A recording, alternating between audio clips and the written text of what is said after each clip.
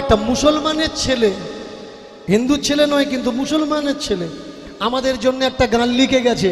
গানটার নাম নজরুল গীতি। খড়ের প্রতিমা পুজিস রে তোরা, মাকে তো তোরা পুজিস না।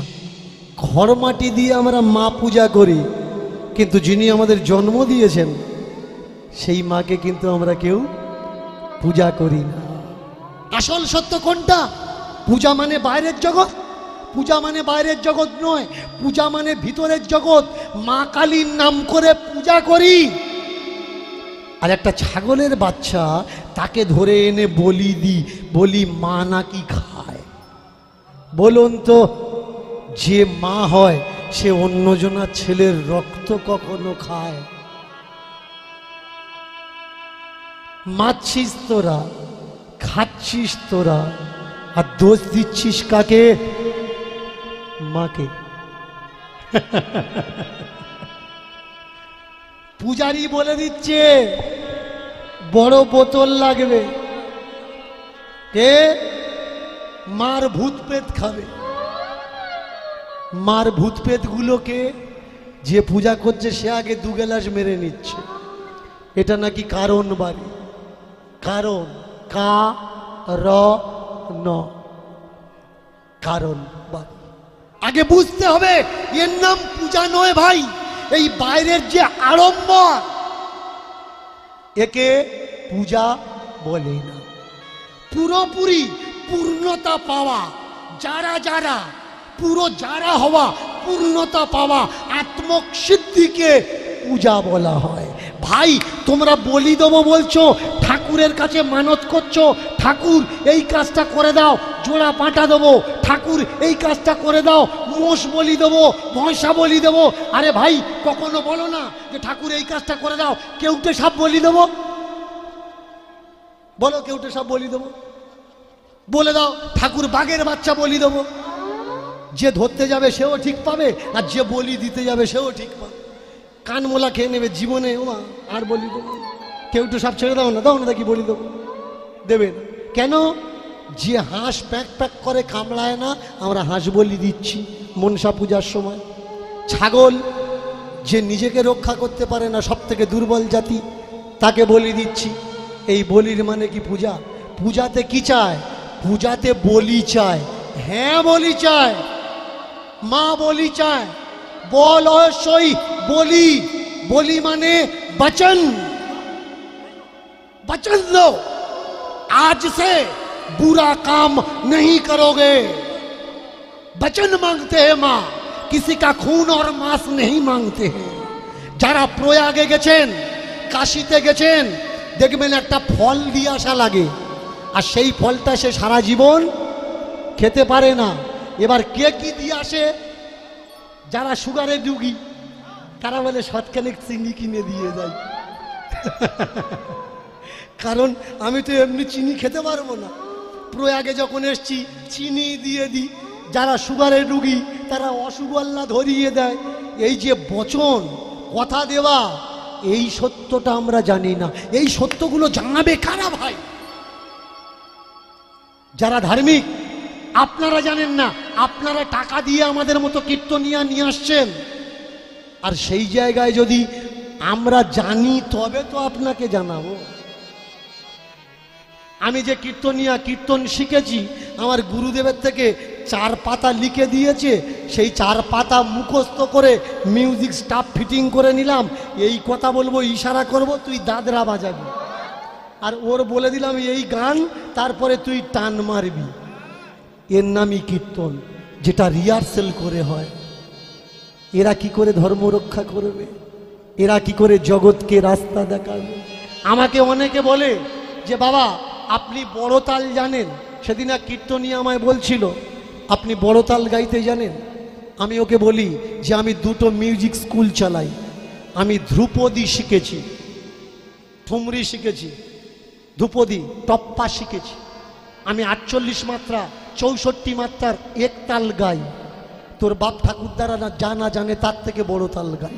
কিন্তু আমরা গাই না কেন? কারণ তাল গেয়ে কি হবে বল? এই যে লক্ষ লক্ষ কীর্তনিয়া স্টেজে দাঁড়িয়ে সোমতাল বোমতাল চকলেট তাল গাচ্ছে, কার উপকার কি হয়েছে বলো? যদি উপকার হতো আমি নয় একটা জায়গায় 5টা তাল গাই। তাল গেয়ে সময় কেন নষ্ট করব? কখনো আমার একটা মিনিটের দাম হিসাব করবেন যে দীনকৃষ্ণ ঠাকুরকে নিয়ে আসছি, তাহলে এত টাকা হলে 22 স্কয়ার 1 মিনিটের দাম কত হয়? আমরা চিন্তা করি ওই একটা মিনিট গান গেয়ে নষ্ট না করে, তাল গেয়ে নষ্ট না করে, যে কটা বেতালা মানুষ তাদের ধাক্কা মেরে তালে এনে দেব, তারা যেন জীবনে তাল ফেল না করে এদিক ওদিক না চলে। পূজা কাকে বলে? প্রেম সে বলুন হরি হরি গৌরী হরি হরি বল। পূজা কাকে বলে? পূর্ণ ইতি যা। বলি কাকে বলে? বচন দেওয়ার নাম, যে হে মা আমি তোমাকে পূজা করলাম আর তোমার কাছে বচন দিলাম, আজ থেকে আমার ভিতরে যে অবগুণ, সেই অবগুণ যেন না থাকে। তুমি নাও, তুমি নাও, তুমি যেন আমার ভিতরে থাকে না।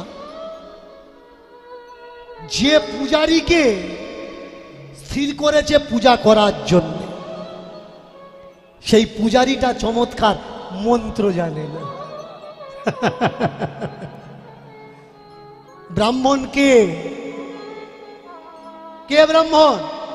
যে মন্ত্র জানে সে ব্রাহ্মণ, না যে মন্ত্র জানে না ব্রহ্মকে জানে সে ব্রাহ্মণ?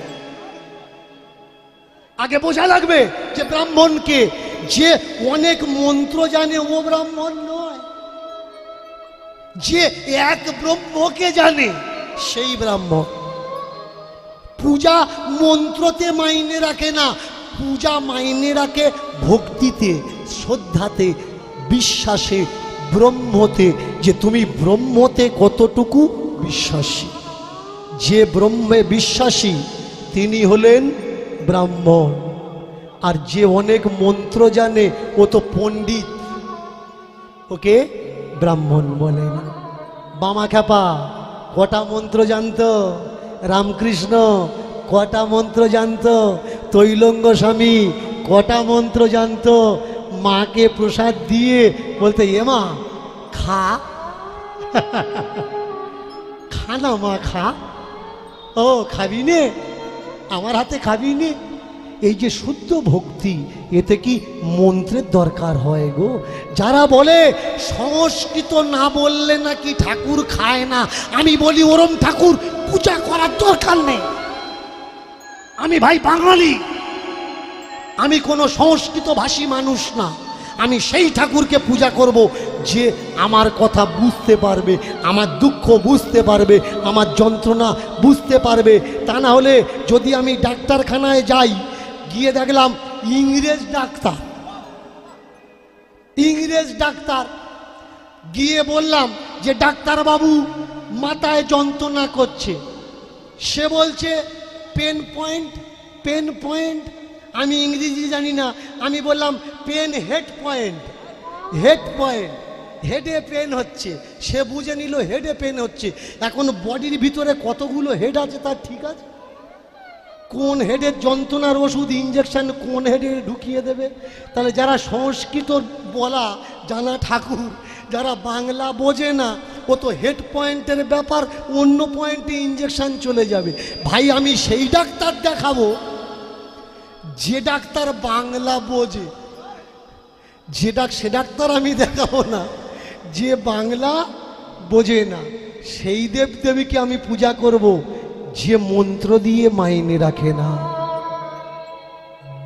যে তন্ত্র দিয়ে মাইনে রাখে না, যে বিদ্যা বুদ্ধি জ্ঞান দিয়ে মাইনে রাখে না, যে শুধু ভক্তি দিয়ে মাইনে রাখে। এই পূজারি দীর্ঘ 1 বৎসর ধরে পূজা করছে, পূজার নিয়ম জানে না। আজকের সকালবেলা ঢুকেছে মন্দিরে, প্রচণ্ড ঝড়, প্রচণ্ড বৃষ্টি, সেই বৃষ্টিতে দুপুরবেলা বাড়িতে যেতে পারেনি, অন্ধকার হয়ে এসছে। করলো কি, আজকের আর রাজবাড়িতে ফুলের মালা প্রসাদ সে দিতে যেতে পারেনি। করেছে কি, ফুলের মালাটা মাথায় জড়িয়ে নিয়েছে আর প্রসাদের থালাটা এইভাবে ধরেছে। সারাদিন মন্দিরে ছিল, জল পিপাসা পেয়েছে খুব, পূজার গ্লাসে যে জলটা ছিল জলটা ঢক ঢক ঢক ঢক করে খেয়ে ফেলেছে। এবার ঠিক করছে যে প্রসাদের থালাটা নিয়ে বাড়ি যাবে, আর মালাটা তো ঠাকুরের মালা গলা দেওয়া যায় না, এর জন্যে মাথায় জড়িয়ে নিয়েছে। নিয়ে মন্দির থেকে যেই বেরিয়েছে, রানা প্রতাপ, ঢাল আর বললাম, যারা প্রতাপ পড়েছেন হিস্ট্রিতে, প্রতাপের যে ঘোড়া এর নাম ছিল চেতক, এর নাম ছিল চেতক। দুর্গার ওপর থেকে লাফ দিয়ে চলে যেত, আর তার গায়ে যে সাজ ছিল, এই সাজটা ছিল পুরো 1.5 কুইন্টল, 150 কিলো। বললাম, একা বললামের ওজন ছিল 70 কিলো। ভাবতে পারেন তারা কারা, তারা কি খেয়েছে আর আমরা কি খেয়েছি। তার যে তলোয়ার, তলোয়ারের ওজন 65 কিলো। সেই তলোয়ার বললাম আর 150 কিলো ভার, এই ওজন নিয়েও সে যুদ্ধ করত। তাকে বলে রানা প্রতাপ। যুদ্ধের বর্মা পরে সামনে এসে দাঁড়িয়েছে, পূজারি আজকের প্রসাদ আমার রাজমহলে যায়নি কেন? এদিকে মাথায় মালা জড়ালো আর সামনে ভোগ, তাড়াতাড়ি করে নামিয়ে দিয়েছে। দিয়ে বলছে, মহারাজ এই যাব বলেই বেরিয়েছিলাম। বললে, বেশ, যাব বলে যখন বেরিয়েছ, এক কাজ করো, আমাকে 1 গ্লাস জল দাও। তাড়াতাড়ি করে ভিতরে ঢুকেছে। ঢুকে চিন্তা করছে যে কোনো কলসিতে কোনো ঘোড়াতে তো জল নেই। এসে বলছে, মহারাজ আজকে সারাদিন বর্ষা হচ্ছিল তো, অনেক ভক্তরা এসেছে, তা কলসি খালি। গম্ভীর স্বরে রানা প্রতাপ বলে উঠলে, কলসি না হয় খালি, দেবতার যে পাদ অর্ঘ্য জল দেওয়া হয়েছিল, দেবতাকে যে খেতে দেওয়া হয়েছিল জলের গ্লাস, সে গ্লাস কি জল শূন্য হয়েছে? পূজারি এনে দাও।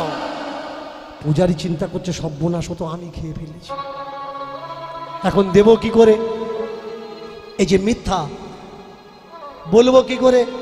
এখন পূজারি বলে উঠলে, মহারাজ এই জল জল আজকে নারায়ণ দেবতা খেয়ে ফেলেছে। বলে, জল দেবতা খেয়ে ফেলেছে? বলে, হ্যাঁ, জল আজকে দেবতা খেয়ে ফেলে। বলে, তাহলে এক কাজ করো, আমাদের রাজবাড়ির যে অধিকার, ঠাকুরের গলার যে পুষ্পমালা, সেই মালাটা আমাকে দাও। অন্ধকার, মালা মাথা থেকে খুলে নামিয়ে রেখেছিল। তাড়াতাড়ি খুলে মালাটা তুলে বলে, মহারাজ এই নিন, এই নিন, এই নিন মালা, নিন মালা। মহারাজ মালা ধরে বললে, মন্দিরের প্রদীপটা আমার কাছে নিয়ে এসো তো। ঠাকুর ঘরের প্রদীপটা কাছে নিয়ে এসেছে। পূজারি, এতে পাকা চুল কেন? এ মালা কার মালা? এ ঠাকুরের মালা নাকি তোমার মালা? যেই বলেছে ঠাকুরের মালা নাকি তোমার মালা, পূজারি করো জোর করে বললে, মহারাজ ঠাকুর কি সবসময় ইয়ং থাকবে? ঠাকুরের কি বয়স হয় না? ঠাকুর কি বুড়ো হবে না?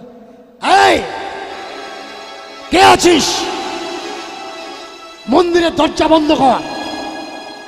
কালকে সকালবেলা বিচার হবে, পরীক্ষা করা হবে যে ঠাকুরের বয়স হয়েছে কিনা, ঠাকুর বুড়ো হয়েছে কিনা। আর কালকে এই পূজারীকে দিয়ে 1 গ্লাস জল ঠাকুরকে, চতুর্ভুজ নারায়ণকে খাওয়ানো হবে। জল যদি না খায়, যতদিন বেঁচে থাকবে 1 ফোঁটায়ের জল দেওয়া হবে না। প্রসাদের থালিটা হাতে করে নিয়ে রানা প্রতাপ গর্জন করতে করতে বেরিয়ে চলে গেলেন। চমৎকার বিষয়। বিপদে পড়ে গেল চতুর্ভুজ নারায়ণের পূজারী। কি সর্বনাশ করে দিলাম, কি সর্বনাশ করে দিলাম, কি সর্বনাশ করে দিলাম। যদি সত্যি বলতাম যে মাথায় মালাটা আমার ছিল, তাই আমার মাথার মালার আমার পাকা চুলটা মাথায় ঢুকেছে। সত্যি কথা বললে 7 কুল মাপ গো, 7 কুল মাপ। এই পৃথিবীতে কারা বিপদে পড়ে জানো? যারা কথায় কথায় মিথ্যে কথা বলে। কিন্তু আমি কি বুঝেছি নাকি যে মহারাজ হঠাৎ করে আমার সামনে আসবে, মহারাজ হঠাৎ করে এসে বলবে, দাও জল দাও, দাও প্রসাদ দাও, দাও ফুলের মালা দাও? আমি তো বুঝতে পারি। এখন করব কি? সারাটা রাত মন্দিরের দালানে বসে আছে। ঠাকুর গো, উপায় বলো